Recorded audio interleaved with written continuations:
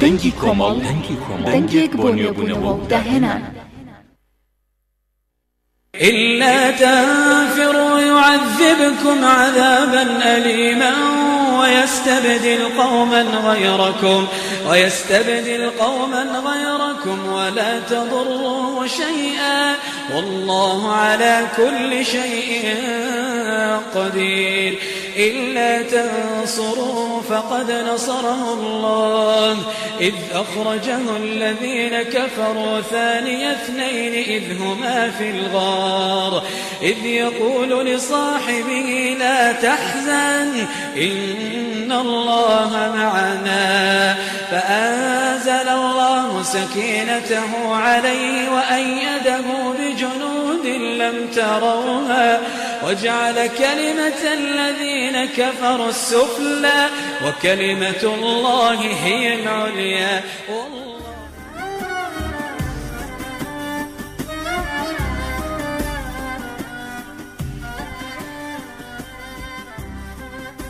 بسم الله الرحمن الرحيم. الحمد لله والصلاة والسلام على رسول الله محمد وعلى آله وصحبه ومن والاه. بیسەرانی بەڕێز و خۆشەویست سەرەتا سەلامی خوای گەورەتان لەسەر بێ. خۆشحاڵم لەم بەرنامە تایبەتیە بەهۆی هیجرەتی پێغەمبەری خوا عەلەیهی سڵات وەسەلام بە دیداریەوە شادەبمەوە. داواخوازم لە خوای پەروەردگار هیجرەتی پێغەمبەری خوا عەلەیهی سڵات وەسەلام بیکاتە وەرچەرخانێک بۆ ئێستەی ئێمە وەکو لەوە ڕابردوودا بووەتە وەرچەرخانێک و بووەتە تۆمارکردنی مێژوویەک واتە سەرەتایەک بۆ مێژووی ئیسلامی. من دەمێ لەو دیدگایەوە باز لە هیجرەتی پێغەمبەری خوا بکەم عەلەیهی سڵات وەسەلام نەک بە شێوەی چۆن پێغەمبەری خوا عەلەیهی سڵات وەسەلام لە دەستی قوڕەیشیەکان ڕزگاری بوو، چۆن هیجرەتی کرد، چۆن بە سەحرا ڕۆی، چۆن هاوڵی هەڵبژار، چۆن وشتری پەیدا کرد. بەڵکو دەمەوێت لەو مەدلولەوە و لەم مودەی کە لە خزمەت ئێوەدام باز لەوە بکەم هیجرەتی پێغەمبەری خوا عەلەیهی سڵات وەسەلام لە پێناوی چیدا بووە. گومان لەوەدا نییە سەرەتای باسەکەم بەوە دەست پێکەکەم کە هیجرەتی پێغەمبەری خوا عەلەیهی سڵات وەسەلام بۆ بنیادنانی دەوڵەتی ئیسلامی بووە. بۆیە لێرەوە باز لە هەنگاوەکانی پێغەمبەری خواکەم عەلەیهی سڵات وەسەلام بۆ هیجرەتکردن و بۆ بنیادنانی ئەو دەوڵەتە. سەرەتا بۆی بچمە نێو باسەکەوە پێویستە پێناسەیەکی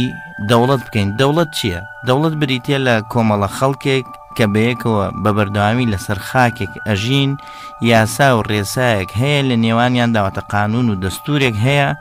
کە کاروباری ڕۆژانەیان ڕێگەخات، جا چ لەسەر ئاستی تاک بێ یاخود لەسەر ئاستی جەماعەت بێ، کاروباری نێوخۆیی و خارجی هەروە لە کاتی ئاشتی و لە کاتی شەڕە بەڕێوە بە. کەواتە بۆ ئەم تاریفە پێویستمان بە سێشت هەیە. یەکەمیان ئەوەیە کە گەل بریتە لە کۆمەڵە خەڵکێک کە لەسەر پاچە زەویە کۆ دەبنەوە،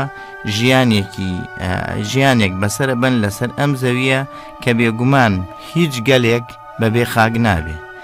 کەواتە لە پێناسەی دووەمە پێویستمان بە خاک هەیە. خاکیش بریتە لەو پارچە ئەرزەی کە ئەم کۆمەڵە خەڵکەی لەسەر دەژی کە بێگومان ئەم خەڵکەش ناتوانن شؤونی خۆیان بەڕێوە بەرن ئیلا بەبێ بوونی سوڵتە و دەسەڵات و قانونێک. کەواتە ڕەکیزەکانی بنیادنانی دەوڵەت بریتن لە سێشت. یەکەم گەل، واتە ئەو خەڵکەی کەوا کۆمەڵە خەڵکێک کە لەسەر پارچە زەویەک بەیەکەوە ژیان ئەبەنە سەر.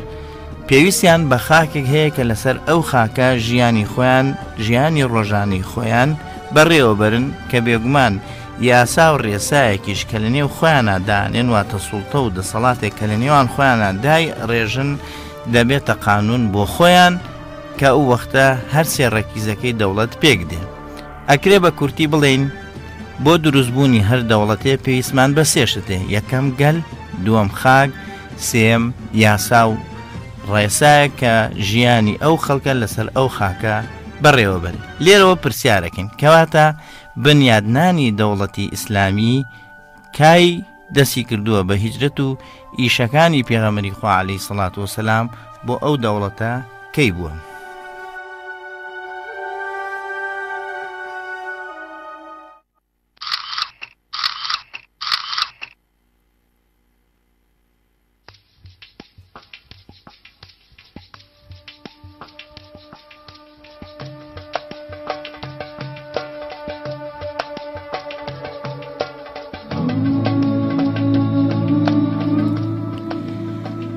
بنیادنانی دەوڵەتی ئیسلامی لە کێوە دەستی پێکردو پێغەمبەری خوا عەلەیهی سەڵات وسلام کەی دەستی بەم کارە کردووە. پێغەمبەری خوا سەڵات وسلامی خوای گەورەی لەسەر بێ کە قورئانی پیرۆزی بۆ هاتۆتە خوارەوە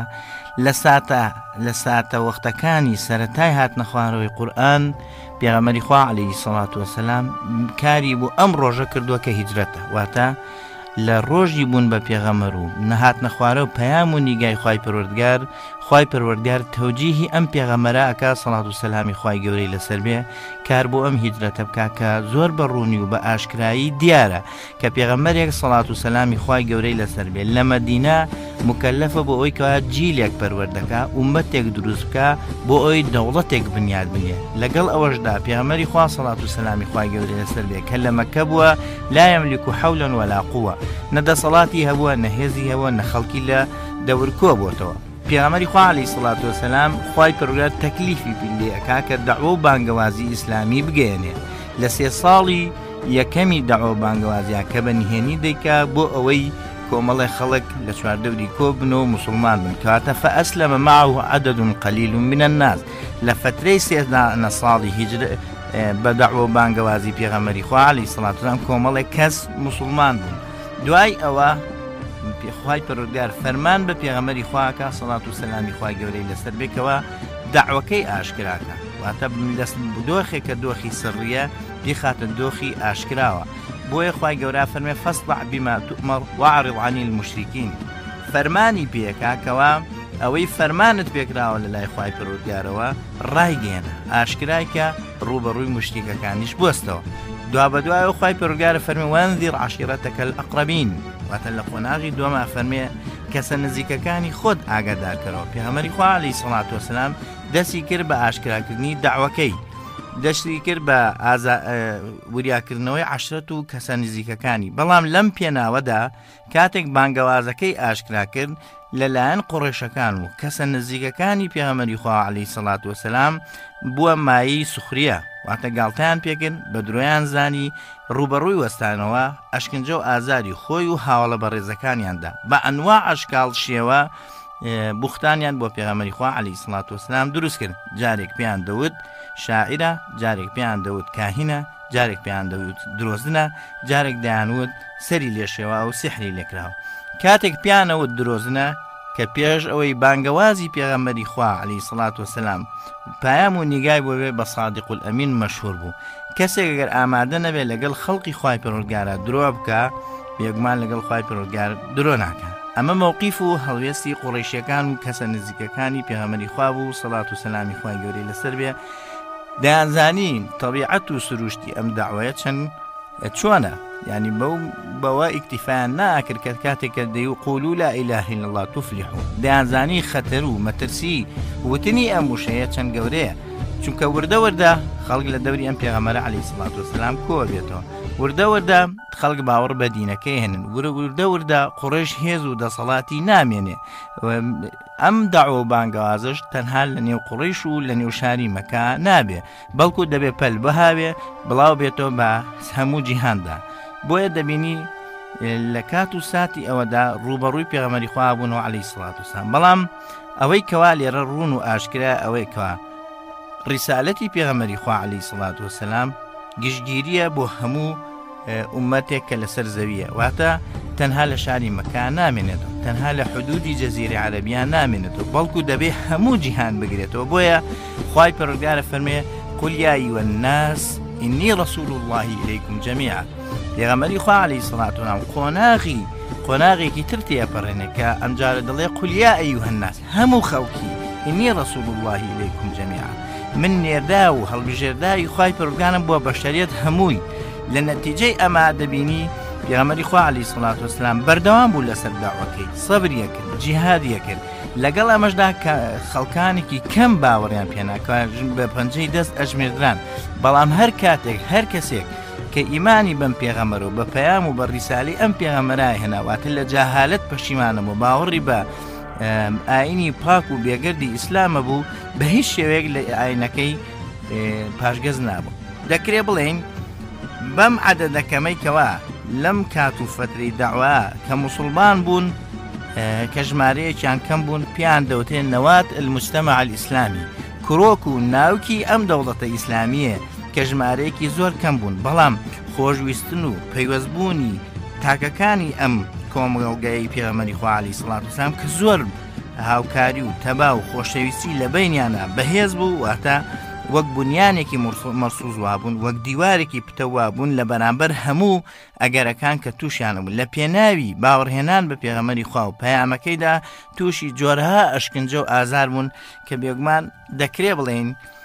ئەم نەواتە ئەم عەدەدەکەمە بوونە چی؟ بوونە شەعب بۆ ئەو دەوڵەتەی کە پێغەمبەری خوا کاری بۆکە. بۆیە لەوە دوا پێغەمبەری خوا عەلەیهی سەڵات وسەلام دەبێ بگەڕێ شوێنێ بدۆزێتەوە کە جێگەی بنیادنانی ئەم دەوڵەتە بێ.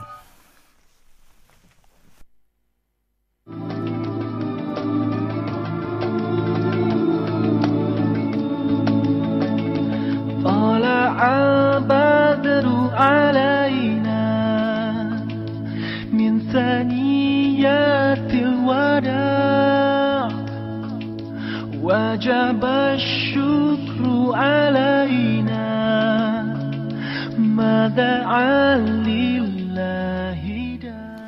پێغەمبەری خوا عەلەیهی سەڵات وسەلام بەوەی کە توانی کۆمەڵی خەڵک لە دەوری خۆی کۆکاتەوە باوەڕی بە پەیامەکە هێنابێ، پاشان یاسا و دەستورێکی هەیە کە قورئانە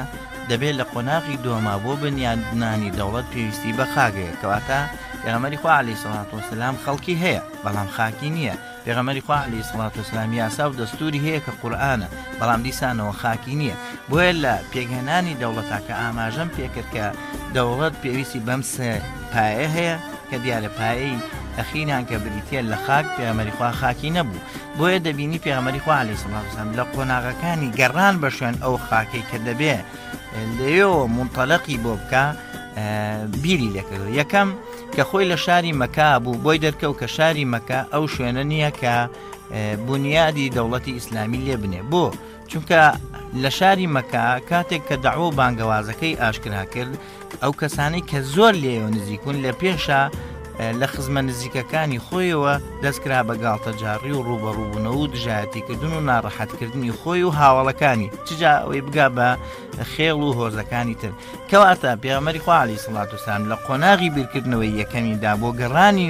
بۆ ئەو خاکی کە دەبێ بنیاتی دەوڵەتی ئیسلامی لێ بنێ کە شاری مەکەیە، بۆی دەرکەوت کە شاری مەکە شارێکی گونجاو و دروست نییە بۆ ئەم قۆناغە. کەواتە بیر لە قۆناغی دووەم پێغەمبەری خوا عەلەیهی سەڵات وسەلام بیر لەوە دەکاتەوەکەوە هاوڵەکانی بنێرێ بۆ شوێنێک کە هەم لە ناڕەحەتی و هەم لە زەبر و زەنگی قوڕیشەکان نەجاتی بێ، هەم وەکو ئیستیطلاعێک بیان نێرێ بۆ شوێنێک کە بزانێ ئەو شوێنە گونجاوە بۆی کە پێغەمبەری خوا عەلەیهی سەڵات وسەلام لە دوایە خۆشی هیجرەتی بۆ بکە. بۆیە پێغەمبەری خوا عەلەیهی سەڵات وسەلام لە ساڵی پێنجەمی بەعسەت و هەڵبژێردراوی لە لای خوای پەروەردگارەوە کۆمەڵێک لە هاوڵە بەڕێزەکانی خۆی نار بۆ شاری حەبەشە، وڵاتی حەبەشە کە بێگومان ئەو ژمارەی کە ناردنی بۆ حەبەشە هەم لە ناڕەحەتیەکانی دەستی قوڕیش نەجاتیان بوو، هەم ئەوەی کە گومانی لێ دەکرێت لەم هەنگاوەی پێغەمبەری خوا عەلەیهی سەڵات وسەلام ئەوەیەکەوە بزانێ وڵاتی حەبەشە وڵاتێکی گونجاو و شیاوە بۆ ئەوەی بنیاتی دەوڵەتی ئیسلامی لێ بنێ. بێگومان کاتێک واتە دراسەیەکی مەیدانی بۆ ئەوەی بۆی دەربکەوێت کە ئایا حەبەشە گونجاو و شیاوە کە خۆشی و هاوڵەکانی هیجرەتی بۆ بکەن. بەڵام نەتیجەی ئەم دراسەیە و نەتیجەی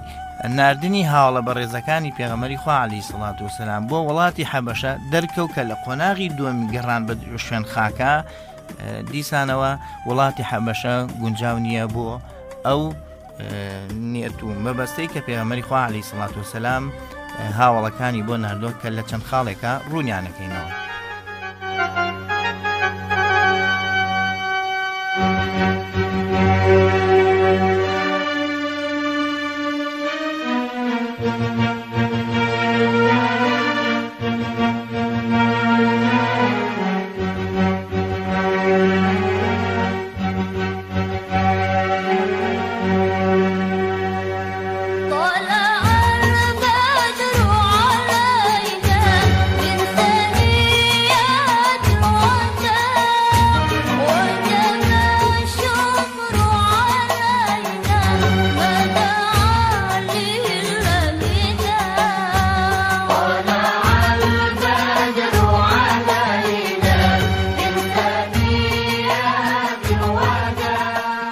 هۆکارەکانی نەگونجاندنی وڵاتی حەبەشە بەوەی کە ببێتە بنیات و نەواتی ئەو خاکی کەوا موسڵمانان دەبێ هیجرەتی بۆ بکەن دەگەڕێتەوە بۆ ئەم چەند خاڵە. یەکەم،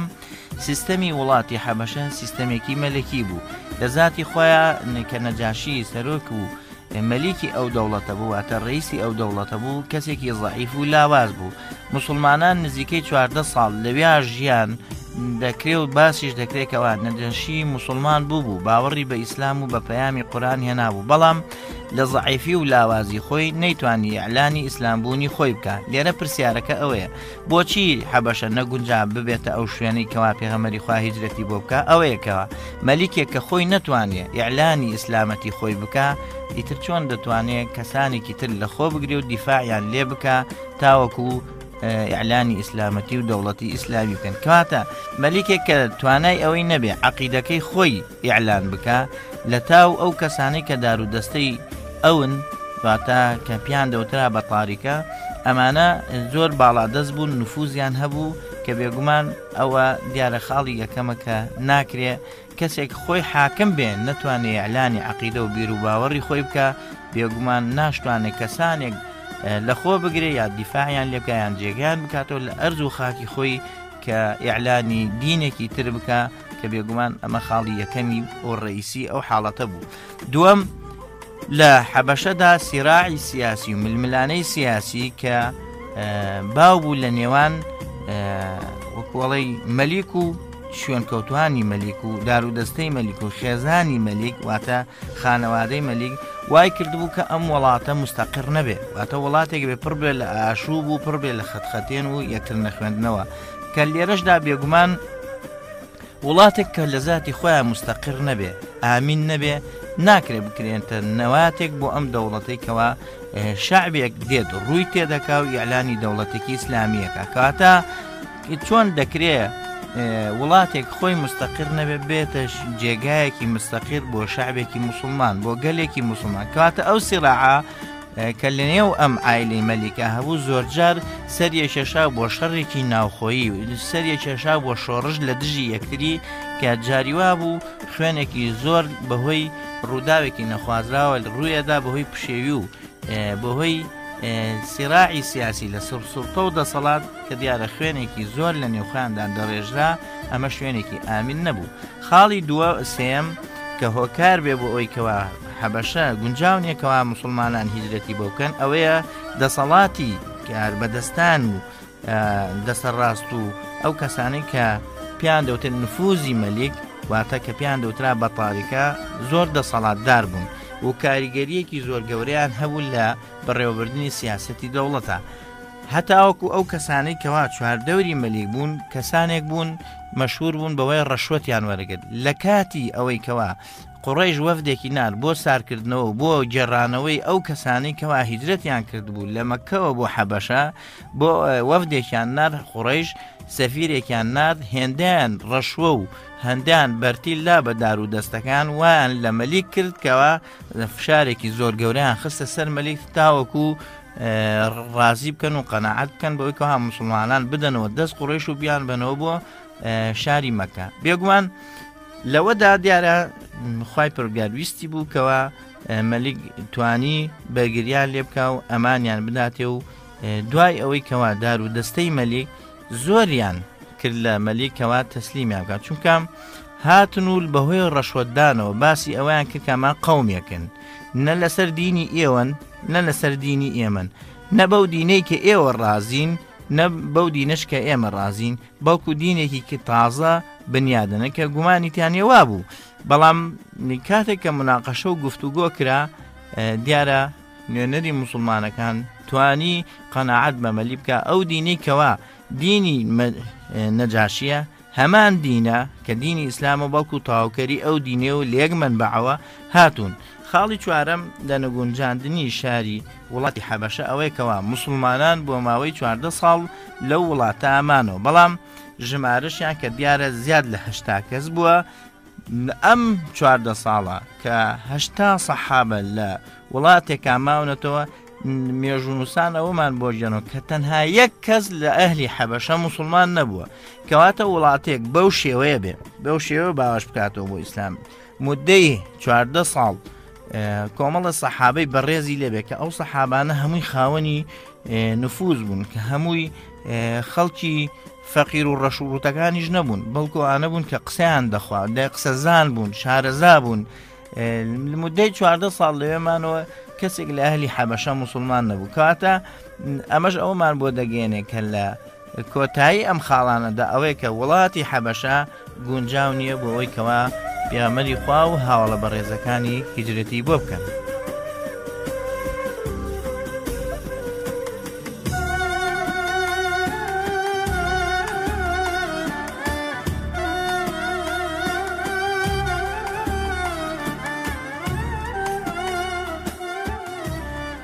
لە قۆناغی سێمدا پێغەمبەری خوا سەڵات و سەلامی خوای گەورەی لەسەر بێ خۆی ڕۆژ بۆ تایف. بێگومان ئەوە بوو کە کاتێک کە چوو بۆ تایف لە نێو شار و لە شوێنە گشتەکانە دەیوت کێ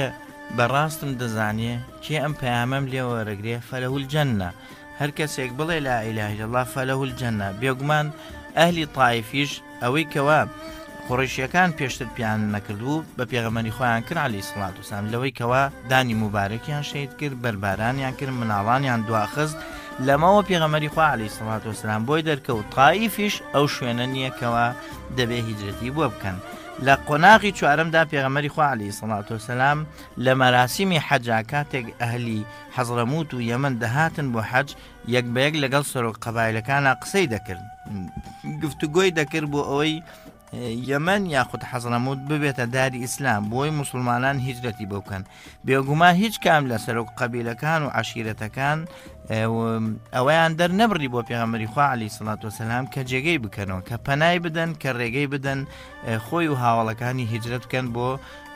وڵاتی حەزڕەموت. کەواتە لە قۆناغی چوارەمیشا پێغەمبەری خوا عەلەیهی سەڵات وسەلام هەر نەیتوانی ئەو شوێن و ئەو خاکە بدۆزێتەوە کەوا دەبێ موسڵمانان هیجرەتی بۆ بکەن.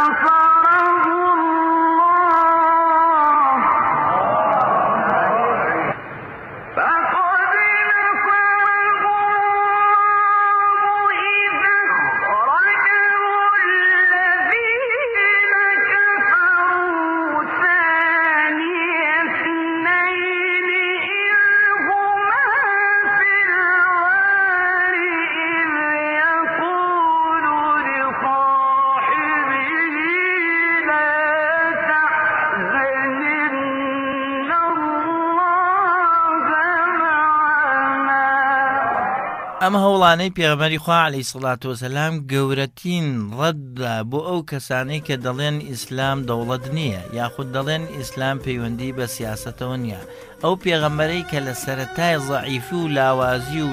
لەو سەردەمەی کە ژمارەیەکی زۆر کەم باوەڕیان پێهێناوە ئەمە کارەکانی بۆ گەڕاوە بۆ شوێن بۆ خاکێکەوە دەوڵەتی لێ بنیادنێ، کەواتە ئیسلام بریتێ لە دەوڵەت و حاکمیەت و جێبەجێکردنی یاسا و ڕێساکان. لە قۆناغی ئەخیر و کۆتایی خوای پەروەردگار ڕێگەی هیدایەتی خستە بەردەم پێغەمبەری خوا عەلەیهی سەڵات وسەلام کە ئەویش بۆی دەرکەوت کە شاری مەدینە ئەو شارەیە کە دەبێ پێغەمبەری خوا عەلەیهی سەڵات وسەلام و هاوڵە بەڕێزەکانی هیجرەتی بۆ بکەن. خوای پەروەردگار لەویستی وابوو کەوا یەکێک لە ئەهلی یەسریب کە ئەوسا دیارە مەدینە پێدەوترا یەسریب هات بە خزمەتی پێغەمبەری خوا عەلەیهی سەڵات وسەلام موسڵمان بوو. پێغەمبەری خوا عەلەیهی سەڵات وسەلام لەم کەسەوە کە موسڵمان بووە کە ئەهلی یەسریب بووە بانگەوازی کرد و ئیسلامی فێر کرد، پاشان ناردیەوە بۆ یەسریب کەوا بانگەواز بۆ ئیسلام بکە. ئەم کەسە کە لە ساڵی داهاتوودا هاتەوە خزمەتی پێغەمبەری خوا عەلەیهی سەڵات وسەلام 12 کەسی لەگەڵا بوو. طلع البدر علينا من ثنيات الوداع وجب الشكر علينا ما دعا لله داع. دوای ئەوەی کەوا 12 کەس لە ئەهلی یەثریب واتە مەدینەی ئێستا موسڵمان بوون هاتنە خزمەتی پێغەمبەری خوا عەلەیهی سەڵات وسەلام لە عەقەبە بەدزیەوە یەکتریان بینی. عەقەبە دیارە شوێنێک بوو کە دیارە لێی کۆبووبوونەوە وعد و بەڵێن بوو کەوا پێغەمبەری خوا عەلەیهی سەڵات وسەلام بچێ بۆ لایەن و قسەیان لەگەڵا بکە. ئەم 12 کەسە لە بەیعەیە کە ناونرا بە بەیعەی عەقەبەی یەکەم، ئەم 12 کەسە موسڵمان بوون، بڕیاری ئەوەیاندا ملکەچی بۆ ئەمر و فەرمانەکانی خوای پەروەردگار و پێغەمبەری خوا عەلەیهی سەڵات وسەلام ملدانەوێن و تەسلیمی ئەمر و فەرمانەکانی بوون. بەیعەتیاندا لەسەر ئەوەی دیفاع لەم پێغەمبەرە بکەن، دیفاع لە پەیامەکەی بکەن، بڕۆنەوە بۆ شاری مەدینە دەستکەن بە بانگەواز و بڵاوکردنەوەی ئەم دینە کە دیارە ئەم 12 کەسە لە بەیعەی عەقەبەی یەکەمدا کە گەڕانەوە بۆ مەدینە بە قیادەی موسعەبی کوڕی عومەیر بوو، دەستیان کرد بە بانگەواز لە شاری مەدینەدا کە هەتا ساڵێکی تری خایان، واتە ئەم 12 کەسە بوون بە یەکەم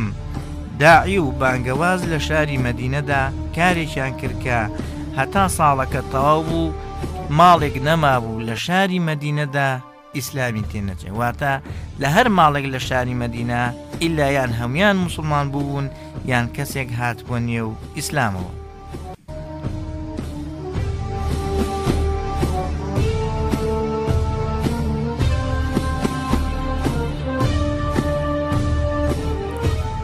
لە ساڵی داهاتوودا کە گەڕانەوە خزمەتی پێغەمبەری خوا عەلەیهی سەڵات وسەلام، ژمارەی ئەم 12 کەسە بوون بە نزیکەی 73 کەس کە لە نێوانیاندا 2 ئافرەت بوون، هاتنەوە خزمەتی پێغەمبەری خوا عەلەیهی سەڵات وسەلام لە هەمان شوێنە، واتە لە عەقەبە بە خزمەتی پێغەمبەری خوا عەلەیهی سەڵات وسەلام گەیشتنەوە. واتە دیسانەوە پەیمانێکی تریان مۆر کرد لەگەڵ پێغەمبەری خوا عەلەیهی سەڵات وسەلام کە ناوی ئەم پەیمانە ژنێنرا بە بەیعەی عەقەبەی دووەم. لێرەدا ئەو بەیعەتەی کە بە پێغەمبەری خوایاندا سەڵات و سەلامی خوای گەورەی لەسەر بێ، فەرمیان قالوا یا رسول الله ئەلا من نوبایع، ئەی پێغەمبەری خوا عەلەیهی سەڵات وسەلام، ئێمە کە ژمارەمان ئێستا زیادی کردوون نزیکەی 73 کەس و بە پێی خلافەکان کە ژمارەکان هەرچەند دەبێ و چەند ئافرەتێکیشیان لەگەڵا بوو، فەرمیان ئەی پێغەمبەری خوا عەلەیهی سەڵات وسەلام، ئێمە لەسەر چی بەیعەت لەگەڵ تۆ بکەین؟ فەرمووی بيعتم لقل بكن تبايعونني على السمع والطاعة في النشاط والكسل والنفقة في العسر واليسر وعلى الأمر بالمعروف والنهي عن المنكر وأن تقولوا في الله لا تخاف في الله لومة لائم. فرمي بيعتم بدنيا بيعتي عقبي دوم كبيغمري خوا عليه الصلاة والسلام ليه ورقن فرمي بيعتم بدن لسر سمع وطاعة جراري كردن بجو كردن بدمو هاتن لكاتي خوشي و ناخۆشی دا لە پێناوی بەخشینی ماڵ و سەرۆت و سامان ڕۆح و گیانتان لە کاتە خۆشەکان و لە کاتە ناڕەحەتەکانە بەیعەتم بدەن لەسەر فەرمانکردن بە چاکە، ڕێگریکردن لە خراپە، ئێوە لە پێناوی گەیاندنی ئەم پەیامەی خوایە وەلا تەخافونە فی الله لەومەتە لائیم، لە هیچ شتێک نەترسن، لە لۆمەی لۆمەکاران نەترسن. دوایی فەرمی وعلى أن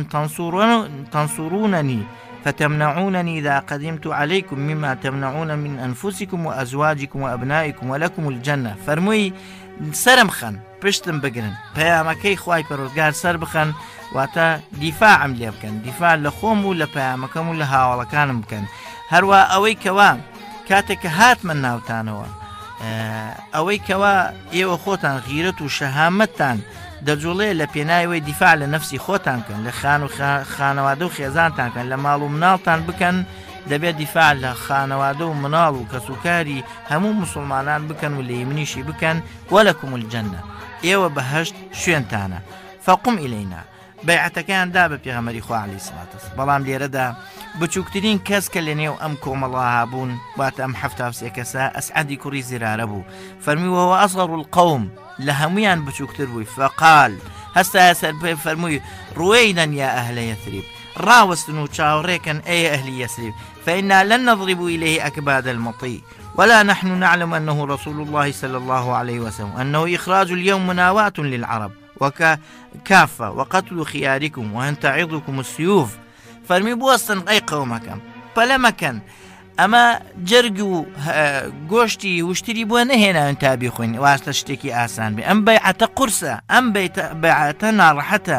بزانن ئەم بەیعەتە کە دەیدەن بە پێغەمبەری خوا عەلەیهی سەڵات وسەلام بچووکترین سەحابەی ئەو قەومە بوو. فەرمووی بزانن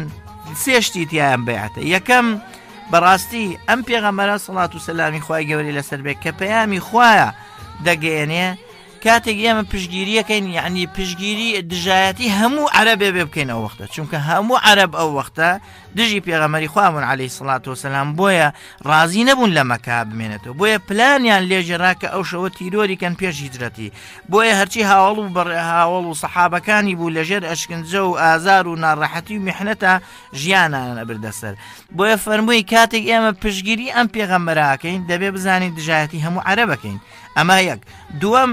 ئەم پێغەمبەرە عەلەیهی سڵات وسەلام کاتێک ئێمە دژایەتی عەرەبمان کرد وەقەتل خیاریکم چاکەکانمان لەم بێنا تێئاچێ بەو معنای تووشی شەڕە بین چونکە ئێمە پشگیری پێغەمبەری خواکەین دوژمنیشی زۆرە دێنە سەرمان لێمانەدەن لیانە دەین لە هەردوو لە خیارمان لەدەست ئەچێواتە کەسە شیرینەکان خۆشەویستەکانمان دایکانمان باوکانمان کوڕەکانمان هەموو لەم شەڕا لە بین ئەچێ ئەمە خاڵی دووەم سێمیش فەرمیوە تەعیضکم السیوف شمشێرەکانیش گازندن واتە بریندارە بین لەو پێناوەدا فەئەمما ئەنتم قەوم تەصبرون ئێوە گەر قەومێکن سەبرەکەن لەسەر ئەم سێشتەی پێم وتون فەخوذوا ئەجرکم عەلی الله ئەم بەیعەتە بدەن بە پێغەمبەری خوا عەلەیهی سڵات وسەلام ئەجری ئێوەش لای خوای پەروەردگارەوە ئەمما ئەنتم قەوم تەخافون من ئەنفوسکم ئەگەر ئێوەش قەومێکن بەڕاستی ئەترسن ئەوە بەڕاستی فەذەڕوو واز لەم بەیعەتە بدەن کە بێگومان ئەم بەیعەتە ئەم ناڕەحەتیانەی تایە لە سەحابەکان و هاوڵە بەڕێزەکانی پێغەمبەری خوا عەلەیهی سڵات وسەلام ڕوویان کردە ئەسعەد و پیان ود ئەمطی عەنا یا ئەسعەد فوالله لا ندع هذه البيعة ولا نسلبها أبدا فقاموا فبايعوه وأخذ عليهم الشروط پێغەمبەری خوا عەلەیهی سڵات وسەلام فەرمێ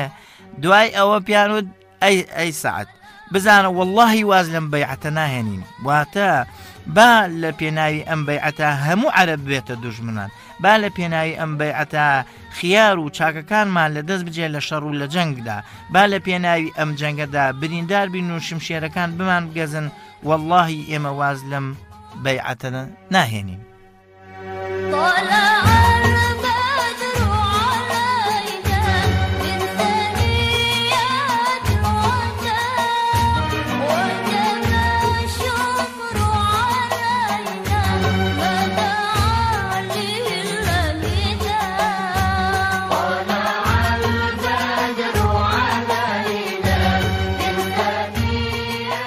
لە ناوەڕۆکی ئەم بەیعەتەی پێغەمبەری خوا عەلەیهی سڵات وسەلام دەتوانین چەند خاڵێک هەڵبژێرین یەکەم ئەوەیەکەوە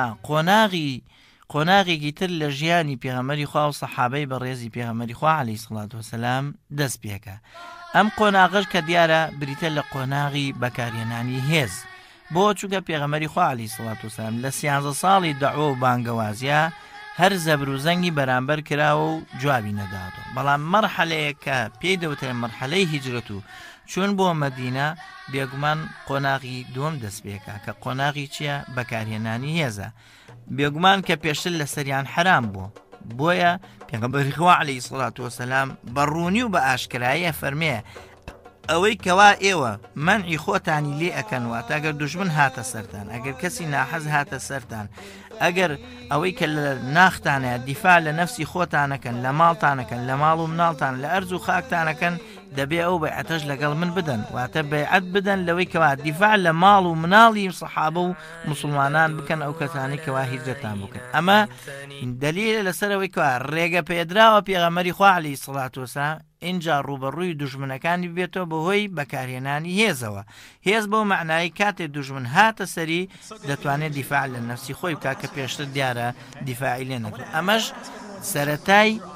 دەستپێکردنی جیهادە لە ئیسلامدا دووەم ئەم بەیعەتە پێمان دەڵێ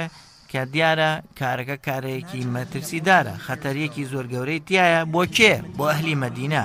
بۆ چونکە ئەم شاری مەدینەیە دەبێتە نەوات دەبێتە منتەڵەقێک بۆ بڵاوبوونەوەی دەوڵەتی ئیسلامی کەواتە ئەم دەوڵەتە بچووکە لەلایەن دوژمنانیەوە دەبێتە شوێنی هێرشکردنە سەر جا هەم لە ناوخۆ هەم لە داخل کە بێگومان ئەوەش کە ڕوویدا لەوەی کەوا پێغەمبەری خوا عەلەیهی سڵات وسەلام لەگەڵ هاوڵانیا کە لە سیرەدا هاتووە هەم لە دەرەوە لەشکرکێشیان بۆ شاری مەدینە کرد هەم ئەو کەسانەی کەوا منافق بوون یان لە تایفی ئەوس و خەجرەژ و یاخود لەو تایفانە بوون کەوا جوولەکە بوون هەستان بە جێڕانی پلان لە دژی دەوڵەتەکەی پێغەمبەری خوا عەلەیهی سڵات کەواتە شاری مەدینە لە قۆناغێکی تراکە پێشتر ئامن بووە ئێستا ئامن نابێت بۆ چکە دوژمنانی پەیام و بەیعەتی و پەیام و داعوە و بانگەوازی خوای پەروەردگار ڕێگە نادەن کەوا داعوە و بانگەواز لە شاری مەدینە تەشەنە بکە و زیاد بکە و بڵاو بێتەوە. خاڵی سێم لەم بەیعەتەدا دیارە ڕوکنی سێم دێتە پێش کە بریتە لە چی ئەرکانە دەولە واتە بە هیجرەتکردنی پێغەمبەری خوا عەلەیهی سڵات وسەلام پێشتری کە سەحابەکانی ناردووە ڕوکنی سێم و بنچینەی سێمی ئەم دەوڵەتە دێتە پێشەوە کە چییە بریتە لە خاک چونکە لە سەرەتاوە ئاماژەم بۆوە کردکەوە پێغەمبەری خوا عەلەیهی سڵات وسەلام خەڵکی هەبوو بۆیە بە شوێن خاکە ئاگەڕا یاسا و دەستور و قانونی هەبوو کە قورئانە بۆی بە شوێن خاکە ئاگەڕا لەو قۆناغانەی کە بە شوێن خاک و هەرێمێکە ئاگەڕا بنیاتی ئەو دەوڵەتی لێدابنێ کە دیارە قۆناغەکانی گەڕانەوە بۆ ئەوەی کەوا مەکە ناگونجێ هەروە حەبەشە ناگونجێ خێڵەکانی حەزرەمەت و یەمەن پشگیریان نەکرد تایف ناگونجێ خوای پەروەردگار لە قۆناغی ئەخیرا کە ڕێنماییەکە کە مەدینە ئەو شوێنە گونجاوەیە کەواتە ڕوکنی ئەخیر و کۆتایی دەوڵەت کە سێمیانە خاک واتە پێغەمبەری خوا عەلەیهی سڵات وسەلام خاکەکەشی دۆزیەوەکەوە ببێتە نەواتی ئەو دەوڵەتە بۆیە فەرمانی کرد بە هاوڵە بەڕێزەکانی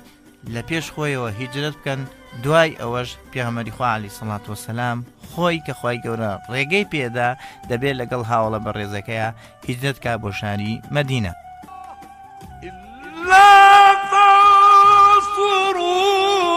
فقد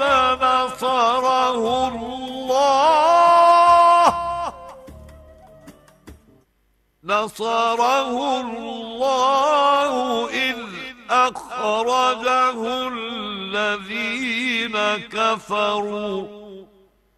إذ أخرجه الذين كفروا ثاني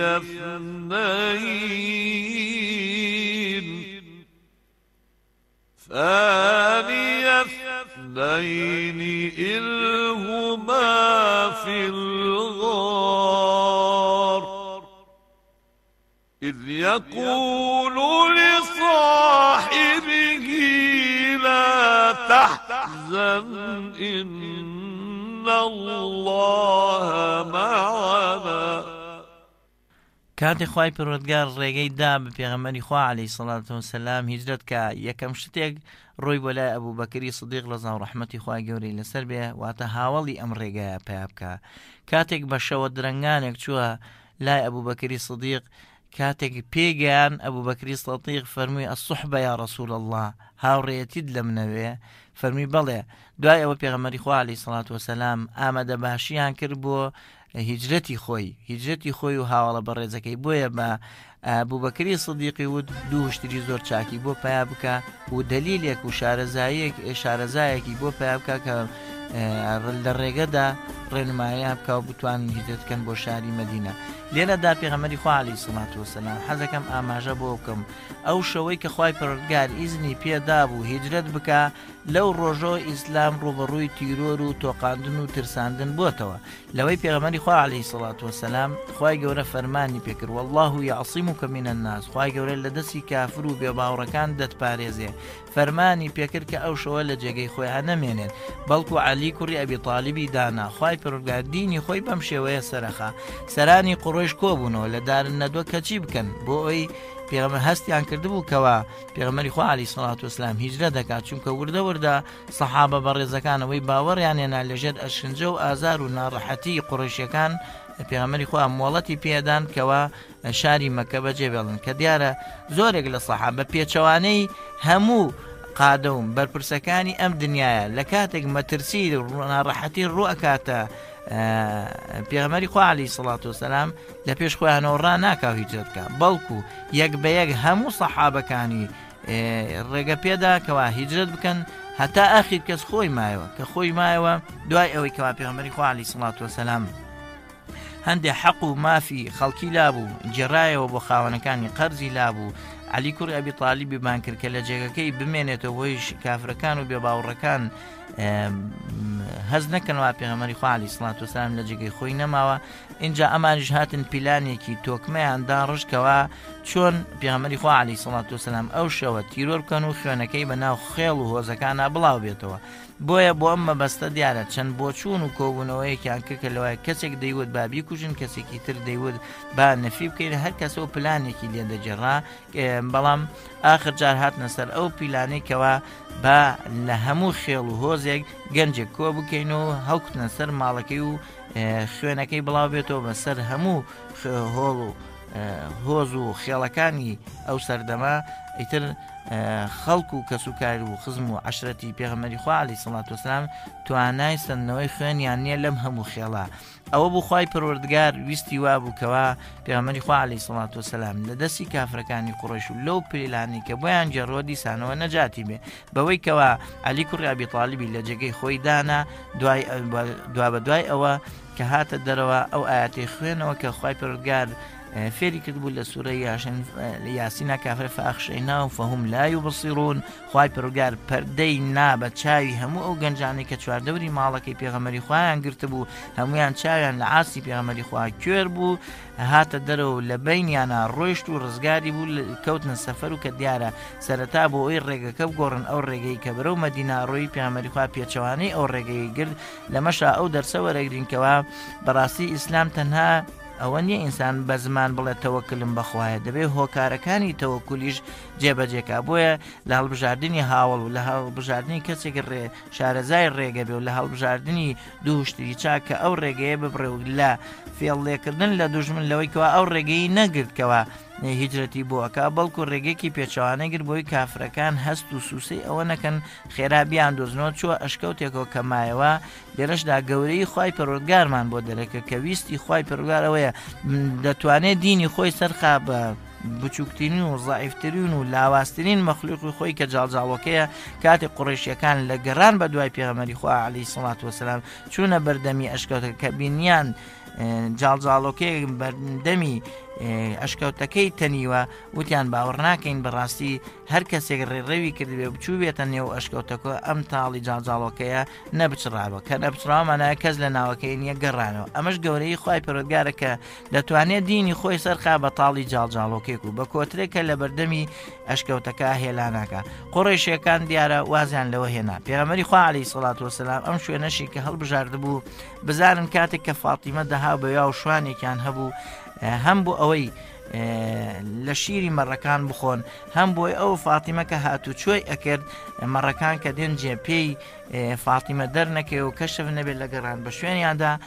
دەبینی پێغەمبەری خوا عەلەیهی سڵات وسەلام هەموو ئەم وردەکاریانەی کرد. ئەو ڕۆژە پێی دەوترێ هیجرەتی پێغەمبەری خوا عەلەیهی سڵات وسەلام. سەحابە بەڕێزەکان بە شەوق و زەوقێکەوە لە مەدینە چاوەڕێی قدوم و هاتنی پێغەمبەری خوایانە کردووە، دەچوونە سەردار خورماکە و چاوەڕێی ئەویان دەکردکەوە پێغەمبەری خوا عەلەیهی سڵات وسەلام هیجرەت بکە. ئەوە بوو هیجرەتی کرد و ئەو ڕۆژەش بووە ڕۆژی یەکەم ڕۆژی تاریخی ئیسلامی کە پێویستە ئێمە موسڵمان شانازی پێوە بکەین و ئەو ڕۆژە چاک لەبەرکەین و بەم مێژووە کار بکەین، بەو مێژووە کار نەکەین کە ناحەزان و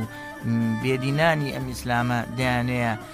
شتە پیرۆزەکانی ئەم ئیسلامەمان لێ بشارنەوە و هیجرەتی پێغەمبەری خوا عەلەیهی سڵات وسەلام بکەینە مێژوو و بکەینە ئەو ئاکار و ڕەفتارانەی خۆمان کە لە دەرسی هیجرەت و